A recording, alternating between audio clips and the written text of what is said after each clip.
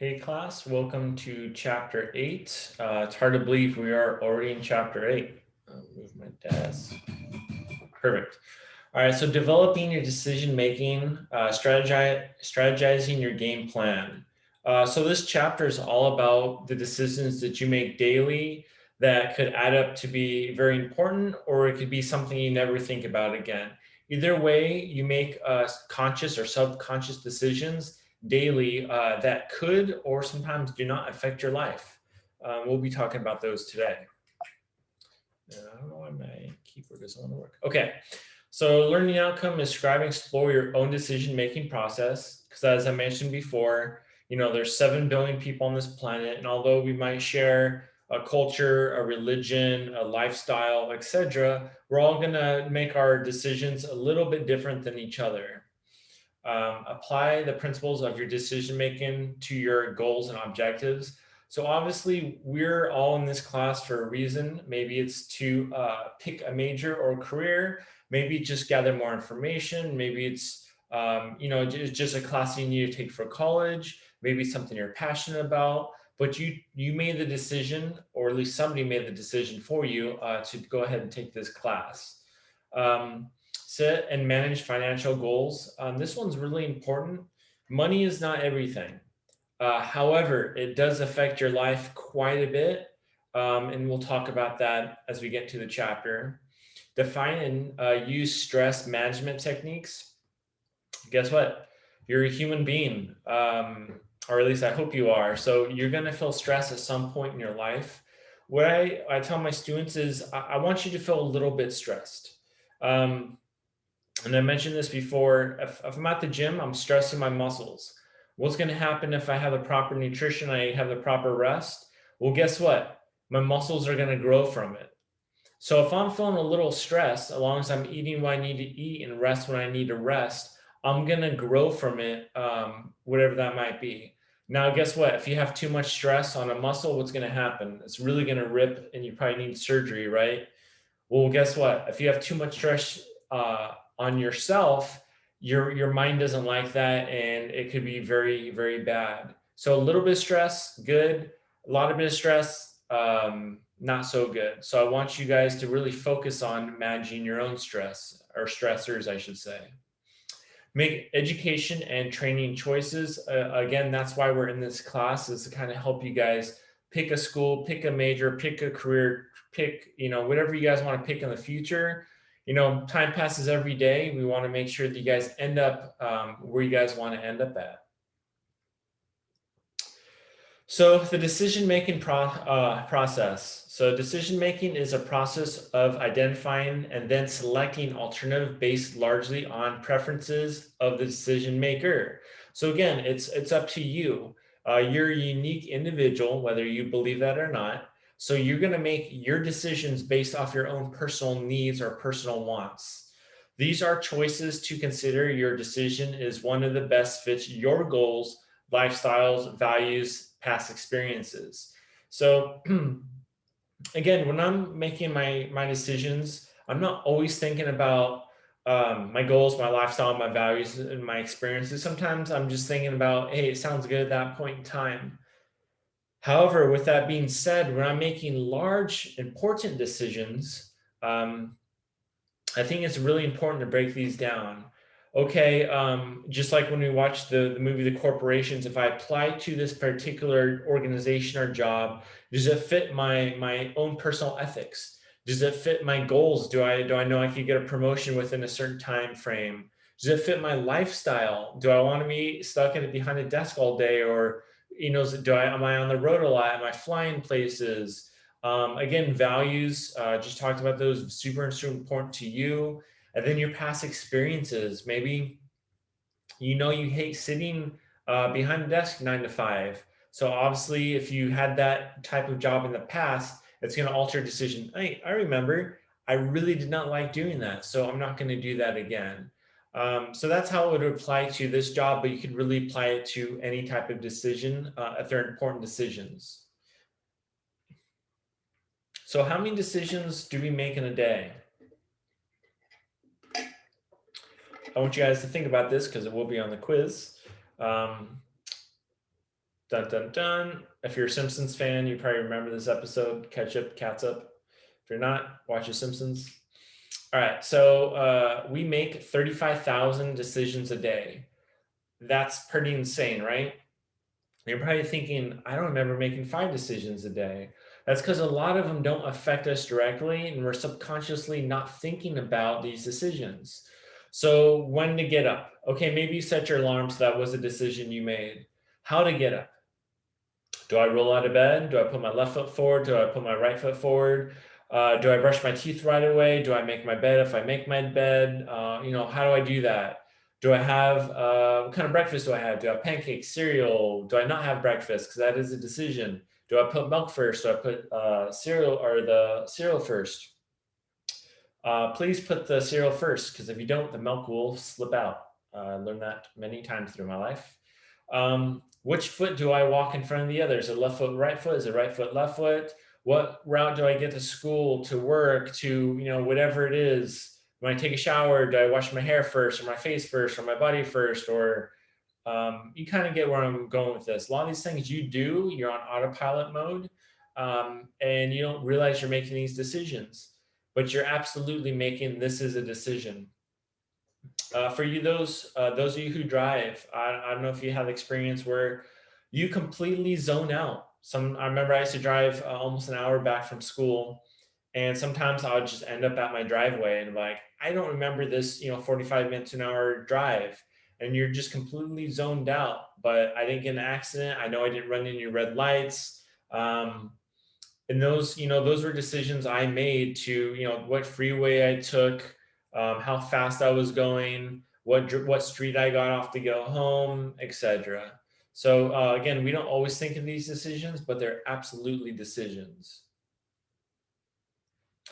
So there's different decision-making styles, and you might fit into multiple of these at different points in your life or different scenarios. So the first one is going to be planning. So you like to weigh your facts. You consider, again, your values or someone else's values. You make sure you have all the necessary information, the alternatives. If I choose this, what consequences might arise at that point in time? If I steal, am I going to go to jail? How long am I going to go to jail for? Obviously, that's an extreme situation. That is a consequence. So you're really planning for the future, and that's the type of decision making. The other one's impulsive. Don't look before you leap. Little thought, and sometimes we make that impulsive buy. Yeah, that sounds good. You click on Amazon. 2 days later, comes the mail, and you're like, I don't remember ordering this, or maybe I shouldn't have ordered this. I know I'm guilty sometimes when I feel pressure, and I used to go to restaurants a lot. I'll take that. I'll take the burger, and maybe it's not really what I wanted, but I felt pressured. So intuitive, it feels right, automatic, pre-conscious choice based on inner harmony. Yeah, I feel that sounds good. Let's go with that one. Just it feels right. I can't really explain this one, but if you've had it, you probably know. Complaint, anything you say, non-assertive, letting someone else decide, follow someone else's plan. So again, you're not a leader in this one. Well, what's everybody else doing? No, I'll go with that. That sounds good. Again, are you always going to choose one of these? No, it's going to be scenario based. Maybe you're new to a group of people and it's your friend's friend and you hang out with them and they're like, hey, we're going to go to the movies. And you're like, cool, sounds good. It's really a scenario based. So delaying, I'll worry about that bridge when I get there. Procrastination, avoidance, hoping someone else or something will happen to avoid making a decision, postponing thoughts and actions. I know somebody who says sometimes I don't respond to emails because I know it's going to resolve itself out. I'm like, doesn't sound like a great thing to do. But again, maybe this resonates with you. I know sometimes I procrastinate. Even as I get older, there's some things I don't want to do. I'll be honest, I don't want to do them. I know I have to do them. I don't always want to exercise, but I know I need to exercise to stay healthy. I know I don't always want to eat healthy. Most of the time I don't, but it's something you have to do. So fantastic. It's all in the cards. It's going to happen when it happens. So A lot of times I notice with my friends who are more spiritual, more religious, they're like, yeah, it's God's fate or God's will. And, if it happens, it happens. If it doesn't, it doesn't. So could be one of those. Agonizing, the what if, the worrying that a decision will be the wrong one, getting lost in all the data. And that's very easy in this time of that we're in, where you could just Google something in 2 seconds and you'll get like 30 different opinions. So sometimes less information is more, at least to me, because I know the further I go down in that rabbit hole, the more information I'm going to find, the more I'm going to say, do I want it? Do I not? And then I'm worrying. Paralytic can't face up to it one step further than what if, complete, indecisive, and fear. Yeah, so I always think of like paralyzed almost, like you just can't do it. Ah, it reminds me of somebody I know. Defaulting, playing it safe, choose alternative with the lowest level of risk. This one's okay, and we'll talk about that one in finance. Maybe you just can't make a decision, or like, well, this one hurts the less, or this one I'll get the less likely to something bad will happen, so I'll just go with this one. So this is right from our book. So are you feeling stuck? You're like, well, what if none of those were how I make my decision? So what are your assumptions, your attitudes affecting your decision? Maybe you think of a scenario. You don't know if you should apply to a company. Um, well, what are your assumptions about the company? Is it a good company to work for? How's the commute going to be for you? How's the pay going to be for you? How's the culture of the business going to work for you? Is it going to line up with your own personal ethics? What are my feelings regarding these decisions? Well, I know this company is going to be great with my ethics. The pay is pretty good, but the commute is really bad. Well, am I clinging to behavior that prevents me from making this decision? Well, maybe I really hate traffic, and I hate traffic so much it's not worth this job. What further information do I need in order to generate alternatives? Okay, well, I know I hate traffic so much. However, I did some research and it turns out there's a train station not too far that I can just take the train. So again, the more information you're starting to collect and is really going to help shape your decision making. But it's all about the attitude that you're willing to set forth that helps you make your decision. If you have a positive attitude and you're looking for more and more, then guess what? You'll be able to make your decision a little bit easier. But if you're negative about it, you say, yep, don't want to do it, don't want to sit in traffic, and you might lose out on the opportunity. So assumptions, many people assume that if they cannot make the right decision, whatever that means, right? About the matter in hand, everything else will fall into place. In fact, most decisions do not have such power over your life. Decisions are not typically black or white in terms of consequences. Rather, they are simply move you from one area to the next. I'm walking left foot, right foot, or right foot, left foot, or I'm driving my car and I got home from this freeway, freeway. They're not in a huge, they don't make a huge impact in your life daily unless something bad happens. Now, if I'm driving my car and I get into an accident, I'm like, dang it, I should have took the 10 freeway instead of the stupid 60 freeway or whatever that might be. Decisions open up some options and close others. If you assume that most decisions can be changed or altered, the most decisions do not. In fact, uh, most of the time you're not in life or death situations in your life. And if they are, then definitely take those into more consideration and plan better. If you could think of a way you will not hesitate to make these decisions, act on it. So again, it's going to take practice, and the more you experience in your life, the easier decision making will be because you're going to have more experiences. So what are your feelings? Some people create unnecessary stress about making decisions because they give themselves an either or ultimatum. So it has to be this or it has to be this. There's no real in between. And this could be paralyzing. This could be detrimental. You could lose sleep over this. And I know plenty of people that would lose sleep over what I feel are easy decisions. Again, we're all different. So, but check in with yourself. And also, you're going to see through this chapter is always gain more information about your options. Gain more information about your options. The more information you have, the more options you realize you have, the better decision you can make for yourself.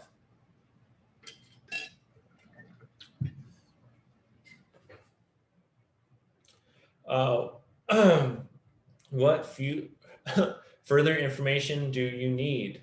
People paralyze themselves with worst possible consequence, thinking about what could happen, and this oftentimes will make them feel trapped. Many people still miss opportunities because they fail to generate and assess all possible outcomes. There's so many times in my life I'm like, oh man, I would have done that differently if I had only known X, Y, or Z. But if I really just took the time out of my day and did a little bit more research, I would have realized, oh, it's right in front of me. Why didn't I see that? So again, more information. So here's something out of the book as well. And it goes into your decision making. So, family is huge, cultural stereotypes, sexism, there's a male, female stereotype, survival needs. We talked about that as far as shelter, food, salary, interest. So those are all external things, right? Those are things that are outside of you. Families outside of you, family responsibilities outside of you, cultural stereotypes outside of you, male, female, survival needs, etc. Then there's an internal or an intrinsic thing. It's lack of self-confidence. Maybe I got bullied. I don't have the confidence I need for this particular decision. Fear of change. I like my life how it is. Why would I want to change things around? Fear of making a wrong decision. I have things good, and if I make the wrong decision, it could really alter my plans. Fear of failure, fear of ridicule, and then other. And these are real things that might hit you in different aspects of your life. Again, every day is a different day, and you're going to experience different things. So what might affect you today might not affect you tomorrow, or vice versa.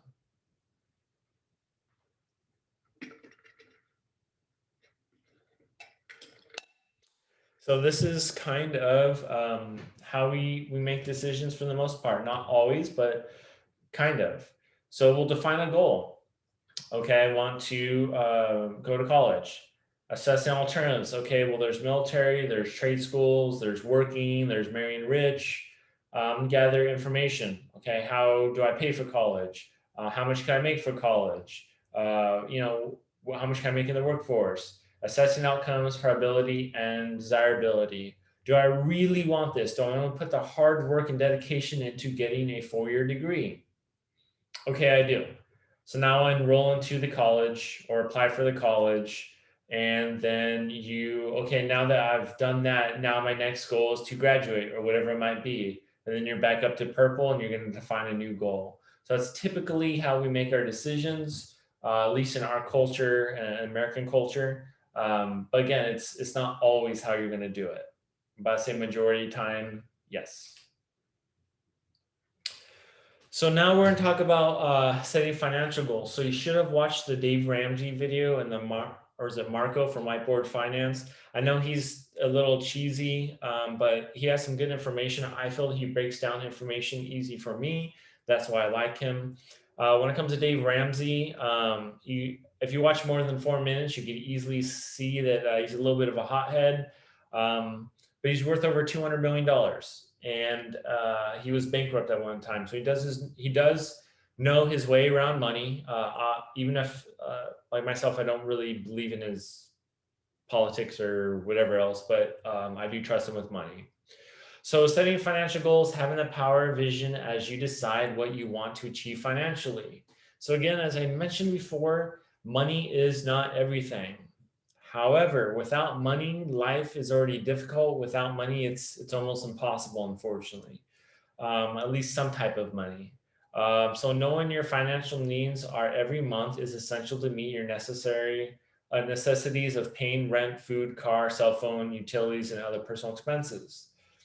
So this is something I do daily. I always think about, I log into my finances, make sure no one stole money from me like last time. But at the end of the month, my wife and I sit down and we actually go over our budget and we budget things. Okay, we're going to do, $200 a month on going out to dinner. Okay, we're doing $500, $600 a month on groceries. Okay, this is how much our mortgage is. We don't do car payments, but this is how much my car insurance is, my cell phone. This is how much I normally pay for electrical, for gas, for trash, for water. So I make a budget with my wife. That way I know exactly how much I need to live. And then the rest of my money could go into my savings or some type of investment for my future. So budgeting is so important. I wish I got into it much younger because I know I would have much more money than I do now. Another reason why I like to budget is because it also makes me consciously aware of when I'm spending money. So every time I swipe my card, I'm thinking, okay, that's going to go in this category of my budget. Now I have X amount of dollars roughly left. So I'm constantly thinking about that stuff. So I really suggest to have a budget. When we did in class, I'd actually have you guys do a budget, but it's a little harder now. Now they're not physical class. So saving money, super important. So if you make 10 bucks, see if you can save 6 of it, live off 4. Because that 6 could get you to be a millionaire. And that Dave Ramsey video kind of explained why. So planning is essential to your future savings. This means you must have a clear vision and a positive information to put money aside at the beginning of each month, well before you're tempted to spend it. A good goal is 10% of your income. I would say even 15% of your income, if possible. Some months, some points in your life are going to be much harder. I know when I was in school before I got my career, 10% was almost impossible because I was making pennies on the dollar. But the sooner you start, the more money you will have in the future. That's just a fact. So again, this is Becoming a Millionaire video. If you invest $100 a month for 40 years in a mutual fund, that's the market average, you're going to have over $1 million. 200, you can imagine 200 bucks, 300 bucks, 400 bucks, 500 bucks a month if you're able to afford that. I have 3 different retirements just because I know when I want to retire and how I want to retire. But again, that's just me, and our finances are always going to look different as different individuals. I also drive a beat up old ugly car. So credit cards. I got my first credit card when I was a senior in high school. And the first thing I did was go and buy an Xbox 360. I maxed it out. I bought a bunch of games. And that's also how old I am. Because very few people use cash to fund all their expenses. At some state, you will find yourself borrowing money. Individuals borrowing money for an education, a car, home furnishing, or a mortgage, do so carefully and responsibly. Build your repayment history and a strong credit rating. So what this is saying is to have credit is good. Because when you go buy a house or something expensive, one day you want to have a good credit score. So when you finance something, you get a lower monthly payment essentially. And it's true, almost nobody uses cash. I think cash is gross. I use my credit card for everything and I pay it off at the end of the month. I don't like to have a balance because that means I have to pay interest for borrowing that money. Instead, I get a credit card that has good points and I continue to use it as if it's a debit card paid off. And that's how I actually went on my honeymoon to Thailand. I paid for almost the whole, including airfare, the whole trip. So if you're careful and you're smart about it, it could really work out in your way. If you're not and you keep doing it, not paying it monthly, guess what? You're going to be hurting. So credit cards, easy to obtain. Of course they are, because they want you to spend a lot and then end up paying them interest. So I get credit card offers probably every 2 to 3 days in the mail. I feel so bad for those trees getting cut down because I'm not going to get those credit cards.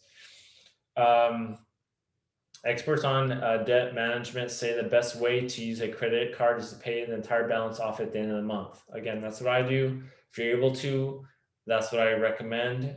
I understand there's some hardships, especially with like COVID and everything. You're not always able to do that, but that's what the experts and myself recommend. Credit cards are essentially a small loan from your bank that you will have to pay interest on. So again, if my credit card, and I'm going to show you some credit card examples in a couple slides, is at 20% interest, and I pull $100 down, and I don't pay that off at the end of the month, guess what?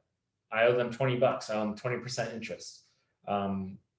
So yeah, it's not good. I have so many reasons. So this one is a Chase Sapphire card. So if we look, it's about 18 to 25% interest. This is actually the card I use to pay for my Thailand trip. There is an annual fee of $95, so I actually don't have this card anymore. Maybe I'm too cheap, I don't know. But again, this is a good credit card if you're willing to pay the $95 a month. So here's another one. It's another travel one. Has a fee, has roughly the same interest. One thing I want you guys to know is a one-time bonus of 50,000 miles once you spend 3,000 on a purchase within 3 months. It was about $500. So when I first got my first travel credit card, I was like, wow, I get 50,000 miles. I could go around the world twice. An air mile is not the same thing as a real mile. I don't know how they get away with that. So here's another one. You have to have pretty good credit to excellent credit to get this one. So this one is good for people who don't have great credit or your first time getting a credit card. If you look, it's recommended for people with poor credit, $300 to $629. No annual fee. Use it like a regular credit card and build your credit. So again, this is a monthly budget, which I talked about before. So utilities, phone, rent, food, entertainment, clothing, medical insurance, car, etc. So you make it as simple as this, or my wife is very tech savvy and we use an Excel sheet, and that way we could compare months to kind of see our spending habits and see if there's a pattern. So that is it for this chapter. There's also a bonus video at the end of this lecture. If you guys want to go ahead and do that, please take the quiz, and please make sure you have either contacted your professional to interview if you have not done it already. It's under the assignments tab. It's super, super important. All right, I'll talk to you guys on the next one.